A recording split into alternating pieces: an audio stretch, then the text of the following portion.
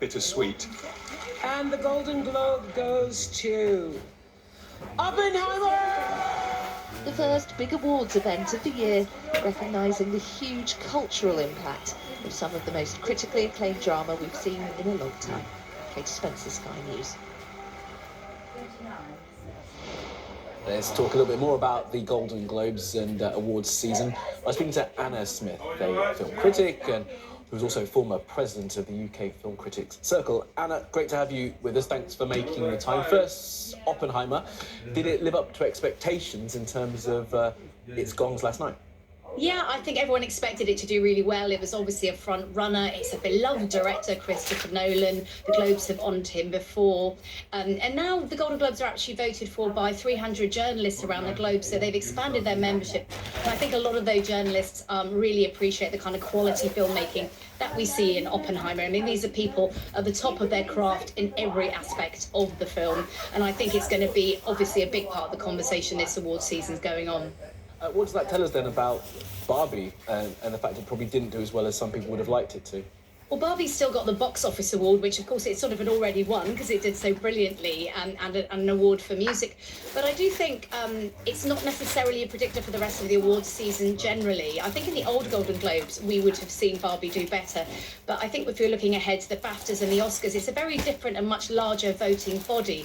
So I still think there's everything to play for Barbie. I mean, for example, I would love to see Greta Gerwig given more recognition for her incredible work on this film. Yeah, and I can actually agree with you on that one. And let's talk about some of the Best Actor awards. Lily Gladstone winning one for Killers of the Flower Moon, which I'm very much looking forward to winning. And that is a hugely historic win as well for Miss Gladstone. It is. She is the first Indigenous woman to win the Best Actress, or Best Female Actor, as they call it now, in a drama for the Golden Globes. It's a momentous occasion, and she did a beautiful speech. I think she could go all the way this award season, and I'm very touched to see that in a film that was, it was made by men, starring men, but about the exploitation of women. It is the female actor that has took away the prize yesterday, and to see that recognised, her performance is extraordinary. It's subtle, but it's the beating heart of the film. It's very powerful. Yeah, and has that point, the excellent point you just made there, Adam, been sort of recognised enough that a film, by Scorsese with Leo in it as well, the prize it wins is for Best Actor, and it goes to Lily Gladstone? Yeah, I haven't heard many people making that point, but that was definitely my biggest takeaway, and I thought, wow, okay, what an achievement, because obviously she's up against some really big hitters there, but for her to get that, well done. Change as well. Absolutely right. All right. Let's talk a little bit about some of the television awards, and Succession won big as well. What do you make of that? And the fact that Jesse Armstrong, of course, has decided to bring the season to a close, I guess going out on a high. Massive high. I mean, goodness, I'm a film critic, but I was glued to the TV watching Succession. It's probably some of the best drama I've ever seen. And they made some very, I think, risky choices in the last series, and every single one of them paid off. It was the talking point of the year for a lot of people, and we saw, most of the cast recognised yesterday, and rightly so, because what a great ensemble. They all brought something so distinctive to the table, and everyone who was a fan, which is a lot of people, all had their favourites and champion different people, so it's a joy to see them all being recognised. And what was it, do you think, can you talk about the special sauce? I mean, the writing for me is the thing that makes Succession just quite so brilliant, the way that they're able to draw out those relationships. And as you say, everyone has their favourite or the person they love to hate in this show, and yet you stick with it all the way through, even though some may say that maybe one season too long. Yeah, I think the writing was brilliant. They worked on the characters so well. I mean, they really work hard on the comedy, but also the dramatic progression of the characters. And each one is thrown into such extreme circumstances that you have the amazing capacity for some really brutal dialogue and very darkly funny dialogue. And that was just, built up to the max in the final series. All right, let's talk about the award season going forward then. So we've got the BAFTAs and, of course, the Oscars to come as well. Can we expect those awards to go the sort of same way as the Golden Globes? Not necessarily. I mean, I think Oppenheimer and Barbie will continue to be big stories. I think takeaway for the Golden Globes is Anatomy of a Fall. Came away with 2 awards, and so I think that's in pole position now to continue to be one of the best and biggest foreign language films of awards seasons, along with with a film called Past Lives. But Anatomy of a Fall, definitely one to watch, along with a film called The Holdovers, which we did quite well at the Golden Globe yesterday and could do very well, I think, at the Oscars. And Anna, this feels to me like the first time I'm talking about awards season and not speaking about the diversity issues in the awards. So you're not talking about Oscars so white and that sort of thing. Have the Academy and the Globes and other organisations now got a grip of that, do you think, the diversity issues that many of them suffered from for so long? They're all publicly working on it. I think they would all agree that they haven't, fulfilled what they should have done. I think the Golden Globes, one of the reasons they actually disbanded the group that ran it and expanded their membership was because of the great criticism, the lack of diversity in their ranks, and then often also in the awards themselves. And if you actually look at the awards, there is some way to go. But I think it's all part of the conversation now. And as you say, it is something that we need to address and discuss in award season. The Oscars have been changing their rules to ensure that there's more diversity behind the scenes as well in the films that qualify. Okay, Anna Smith, really good to speak to you and get your expertise on a glitzy night at the Golden Globes. Thanks very much. Okay, let's take a look at the weather forecast. Warm memories wherever you go. To fly. The weather, sponsored by Qatar Airways. Well, the next few days are going to be mostly quiet and cold, with a breeze bringing significant wind chill to the south of the country. Today, most places are going to see temperatures in the low single figures Celsius. The afternoon will be mainly dry, but there'll be a few sleet and snow showers around, mostly over the southeast of England. Perhaps they could reach Wales and the West Country by evening.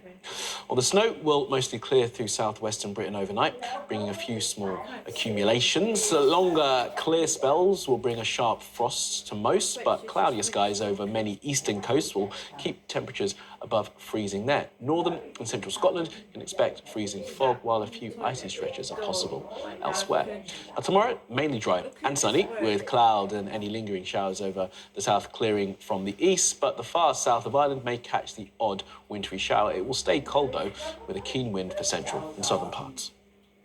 To fly. The weather, sponsored by Qatar Airways. Well, you're watching Sky News Today, and coming up in the next hour of the programme, the Prime Minister Rishi Sunak adds to the pressure for the former post office boss to be stripped of her CVE in the wake of the Horizon software scandal. More on that in the next hour.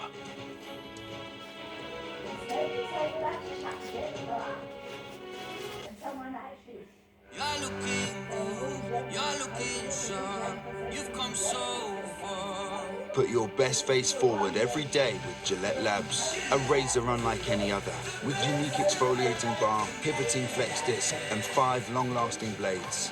For exceptional comfort and closeness in one effortless stroke. So your best for everyone, yeah.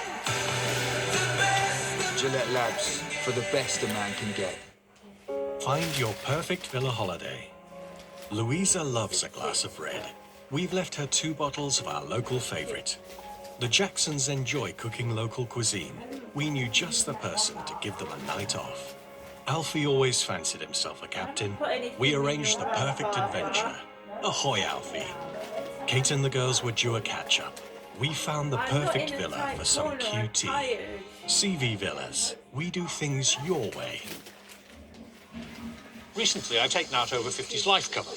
It's just a few pounds a month, and when I die, my family get a guaranteed cash payout. I chose Sun Life's guaranteed over 50 plan. I trust them, and it was easy to arrange with guaranteed acceptance. Plus, they guarantee to pay 100% of claims. No wonder they're the UK's #1. Help protect your family with the UK's favourite plan. Call us today and get our biggest free gift card worth £125. A year off 90th birthday today, wouldn't it? Whether it's a new workout high, raising your spirits in our classes, or floating on air in our spas.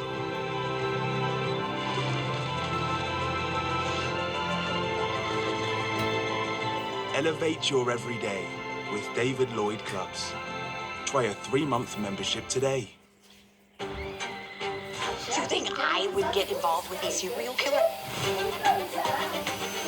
Fun, right? We're literally pretty dangerous stakes. I thought one of us would be dead in a week. We are in too deep.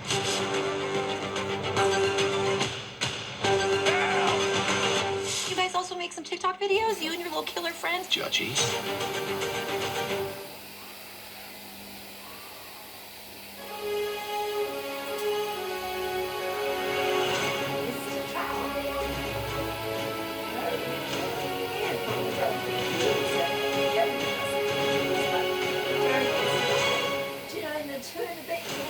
Hello, this is Sky News Today. It is 3 o'clock. Your headlines. The Prime Minister has defended the government's response to the Post Office scandal, insisting he'll do everything he can to put things right. So people should know that we are on it and we want to make this right. The money's been set aside.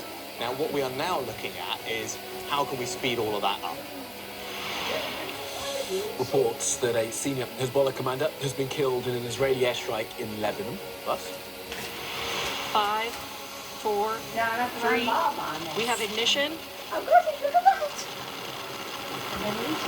a lunar lander launches off from the United States for the first time in half a century, carrying the ashes of the creator of Star Trek and messages from children from around the world.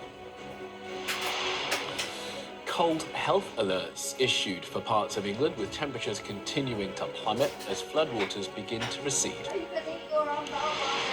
Alaska Airlines says the plane that had its door blown off during a flight has been banned from long-haul flights due to a warning light on 3 occasions. And the Golden Globe goes to Oppenheimer! Christopher Nolan's biopic about the father of the atomic bomb, the big winner at the Golden Globes.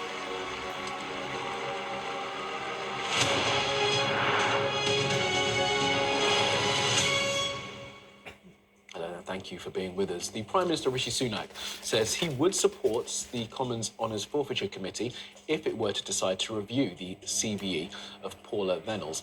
Now, Paula Venables was chief executive at the Post Office at the time of the Horizon Software scandal, a scandal which saw hundreds of people wrongly convicted for false accounting, theft and fraud. A petition calling for Ms Venables to be stripped of her honour has now more than 1 million signatures.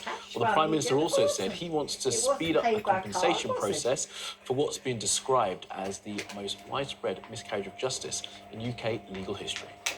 Actually, as Chancellor, I approved the compensation schemes for the first time, which are now in the process of being paid out, and over almost 150 million pounds has been paid out to thousands of people. So people should know that we are on it and we want to make this right. The money's been set aside.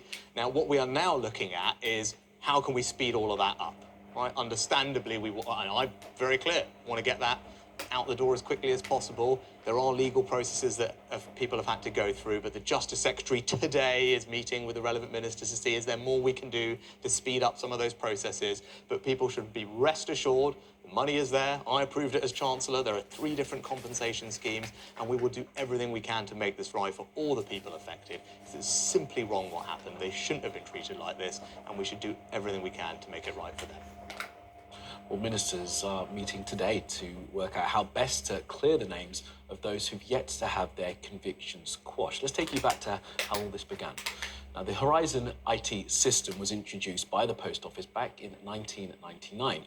Almost immediately, there were issues with the accounting, and the Post Office took legal action against those Post Office owners that it blamed for the losses. By 2015, 736 people had been prosecuted, 700 had been convicted. A public inquiry was established in 2020, and so far, 93 convictions have been overturned, and around £138 million has been paid in compensation to postmasters across 3 separate schemes. Well, a former sub-postmaster has spoken to Sky News about whether he believes compensation is enough. I think compensation itself and a little bit more relaxation in life for all the victims. I'm not saying, you know, huge amounts of money or anything like that. I'm just talking about replacing what was taken, really, and putting the people back to where they should be. I've told you. Nobody's I'll asking explain for to you. anything other than that. When One we're of not these that type of people. Otherwise, we insurances wouldn't have been is postmasters in the asking first place. me It's certainly not a for business model for £300 somebody who's going to they'd go and overpaid become a him billionaire. on his pensions. But on the other side of that, the accountability and the understanding already of how it paid back happened, so- why it happened, so and that much it money never that- happens to anyone else ever again is very important to all the group as well. No, but In I'm fact, just so saying. much so that the some of the schemes that are looking after Now asking postmasters that money, are still in position was part of the stipulations placed on the And don't settlement forget as any you know. money I had People got wouldn't of do yours, that Dad. if they weren't Don't just and forget the honest people. house, yeah. You know, the group, Alan Bates particularly, has The money always I had had his got eye from on the that, whole Dad's thing, money, and been very focused even on that, less money and than it's he a got for the testament house. to And his don't honour forget the and house his was joint owned integrity that he sold that people with have been me, held to Jennifer, account.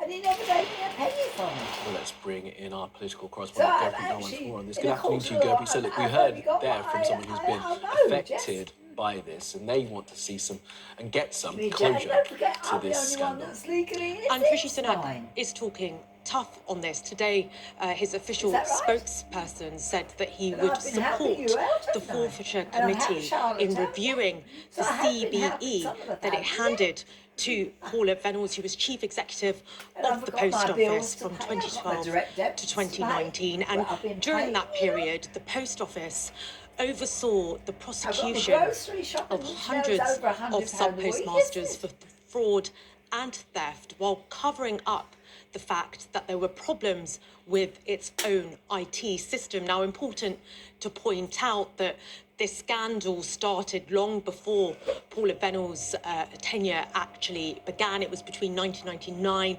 and 2015 that the Post Office prosecuted some 700 sub-postmasters, but she was awarded her CBE in 2018. At the time, she was sharing your insights on our main story. Thank you for having me. And you know that I really Well, cared concerns for your are dad, growing didn't over I? the medical situation I in didn't have a Gaza. carer The coming Hamas-run for health it, ministries called on Egypt to open the Rafah I border didn't crossing get a to allow carer's the allowance transfer that I from wasn't Gaza done. of I thought, well, I'm 6,000 his wounded wife, people for and it is urgent said, treatment. no It matter comes as how a number of things medical happen, aid organisations said they were pulling out of the when you Al-Aqsa get hospital married, after the surrounding you have area was nothing to do with designated it, a it's not combat me zone by the Israeli military. In a statement, the Medical Aid for Palestinians and the International Rescue Committee's emergency medical team says Israel's military has dropped leaflets designating the areas surrounding the hospital as a red zone, adding that given Israel's history of attacks on medical staff and facilities in Gaza, the team is unable to return. Well, to discuss this in more detail, we can go live now to Juliet Toomer from the UN aid agency UNRWA. Thank you very much for joining us again on BBC News. Tell us more about the medical situation in Gaza. I mean, we've talked on a number of occasions. Every time you tell me that it's getting worse, but how many hospitals are functional at the moment, first of all? And, you know, what sort of injuries are people coming into these hospitals with? His wife of over Only 54 one years when he passed third away. of hospitals On the across 25th of the Gaza Strip are currently 2021, functioning. Wednesday, That's according to between 1:20 and the 1:40 United a.m. in the Nations. And these hospitals either don't have the adequate medical supplies or the personnel, and that is on the supplies side of the story, related to a much larger issue with insufficient supplies, humanitarian supplies across the board in the Gaza Strip. And these medical aid organisations who are pulling out of the Al-Aqsa hospital after they say the surrounding area was designated a combat zone. How much of a blow is that to people in that area who desperately need medical care? Look, no place is safe across the Gaza Strip, and we've seen this over the past 3 very long months of this war. We've seen a pattern of evacuation orders that the Israeli authorities issue, and what it means is that it creates a huge sense of panic and fear and anxiety among the population, and they are forced to flee either their homes or their places of refuge. You see, there are people in Gaza who have been forced to flee 4, 5. We have one staff member, as one example, who had to flee with her family 10 times. Okay, and what else have your staff been telling you about how they're able to operate on the ground? And Charlotte was agreeing with Very me. challenging, the operating conditions across the Gaza Strip when it these comes to people with delivery of lovely humanitarian hair, assistance is probably one of the most complex in the world right now. Also because of the very little humanitarian supplies that continue to come in, despite the slight increase that we've seen, and the fact that it is an active war zone makes it very challenging for us because it is very hard to deliver humanitarian assistance under fire. We have restrictions to accessing all of the Gaza Strip, including and especially in the north, where we know there are dire humanitarian needs. And with this war ongoing, the displacement continues and the dependency on organizations like UNRWA increases.